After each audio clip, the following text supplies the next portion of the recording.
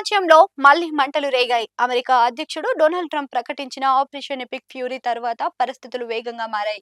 రియాద్‌లోని America రాయబార కార్యాలయంపై Iran డ్రోన్ల దాడి జరిగినట్లు వచ్చిన సమాచారం నేపథ్యంలో ట్రంప్ చేసిన హెచ్చరికలు యుద్ధం త్వరలోనే ముగిసే సూచనలకు కనిపించడం లేదని సంకేతాలు ఇస్తున్నాయి. మా ప్రతిస్పందన ఏమిటో అనేది త్వరలో తెలుస్తుంది అన్న ఆయన వ్యాఖ్యలు సుదీర్ఘ సైనిక వ్యూహానికి నాంది పలికినట్లుగా విశ్లేషకులు భావిస్తున్నారు. ఈ పరిణామాలకు ఆయువులా నిలిచింది ఇరాన్ అణు కార్యక్రమమే. ఇరాన్ అణ్వాయుధ సామర్థ్యాన్ని పూర్తిగా అంగీకరించబోము అని అమెరికా స్పష్టం చేస్తుండగా దీర్ఘ పరిధి క్షిపణులు అమెరికా స్థావరాలు, మిత్ర దేశాలకు ముప్పుగా మారుతాయనే ఆందోళన వాషింగ్టన్లో పెరుగుతుంది. ఇరాన్ సైనిక వ్యవస్థను బలహీనపరచడం, ముఖ్యంగా దాని మిసైల్ సామర్థ్యాన్ని నిర్వీర్యం చేయడమే ఈ ఆపరేషన్ ప్రధాన లక్ష్యమని అమెరికా వర్గాలు చెబుతున్నాయి. ఇక ఇరాన్ వైపు చూస్తే సుప్రీం లీడర్ ఖమీనీ మరణించినట్టు వచ్చిన వార్తలు దేశంలో రాజకీయ అనిశ్చితికి మరింతగా పెంచాయి.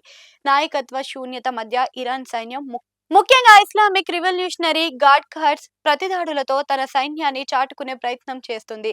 యుఏఈ, ఖత్తర్ ప్రాంతాలలోని అమెరికా స్థావరాలపై జరిగిన దాడుల్లో అమెరికన్ సైనికులు ప్రాణాలు కోల్పోయినట్లుగా సమాచారం రావడంతో అమెరికా మరింత కఠిన వైఖరితో అవలంబించడమే అవకాశమైతే ఉంది.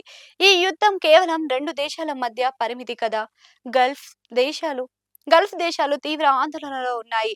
చమురు ఉత్పత్తి, సరఫరా మార్గాలు, హుర్ముజ్ జలసంధి భద్రత వంటి అంశాలు ప్రపంచ ఆర్థిక వ్యవస్థపై ప్రత్యక్ష ప్రభావం చూపుతాయి. చమురు ధరలు పెరగడం వల్ల గ్లోబల్ ఇన్ఫ్లేషన్ మళ్లీ ఎగసిపడే ప్రమాదం ఉంది. ఇప్పటికే మార్కెట్లో అస్థిరం మారుతున్న సంకేతాలు కనిపిస్తున్నాయి. అంతర్జాతీయ రాజకీయ రంగంలో ఉద్రిక్తలు పెరుగుతున్నాయి. యూరోపియన్ యూనియన్ శాంతి చర్యలకు మద్దతు తెలుపుతూ అణు విస్తరణపై ఆందోళన వ్యక్తం చేసింది. మరోవైపు రష్యా, చైనా వెంటనే దాడులు ఆపాలని పిలుపునిచ్చాయి. ఒమాన్ మధ్యవర్తిత్వంలో జెనీవాలో జరగబోయే చర్చలు కీలక మలుపు తిప్పే అవకాశం ఉన్నప్పటికీ యుద్ధ భూమిలో జరుగుతున్న పరిణామాలు దౌత్యపరమైన ప్రయత్నాలను బలహీనపరుస్తున్నాయి. ట్రంప్ మరో 4 నుంచి 5 వారాలకు దాడులు కొనసాగుతున్నాయని చేసిన ప్రకటన యుద్ధ వ్యూహం ముందుగానే సిద్ధంగా ఉన్నట్లుగా సూచిస్తుంది. ఇది కేవలం ప్రతీకార దాడి కాదు, ఇరాన్ సైనిక సామర్థ్యాన్ని వ్యూహాత్మకంగా కుదించే లక్ష్యంగా రూపొందించిన సుదీర్ఘ ఆపరేషన్ అని విశ్లేషకులు భావిస్తున్నారు. అయితే దీర్ఘకాల యుద్ధం అమెరికా లోపల కూడా రాజకీయ ప్రభావాలను చూపించవచ్చు. సైనిక నష్టం, ఆర్థిక భారం, అంతర్జాతీయ ఒత్తిళ్లు ఇవి అన్ని కలిసి వాషింగ్టన్ నిర్ణయాలను ప్రభావితం చేసే అవకాశం ఉంది. మొత్తానికి ఈ సంక్షోభం మధ్యప్రాచ్య భద్రతా సమీకరణలను పూర్తిగా మార్చే దిశగా సాగుతుంది.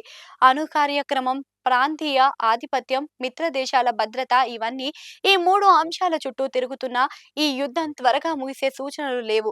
దౌత్య మార్గాలు తెరిచి ఉన్నప్పటికీ ప్రస్తుత పరిస్థితుల్లో సైనిక చర్యలే ప్రధాన పాత్ర పోషిస్తున్నాయి. వచ్చే కొన్ని వారాల్లో గ్లోబల్ రాజకీయాలు, ఆర్థిక వ్యవస్థలకు కీలక పరీక్షగా కాలం మారుతున్నాయి.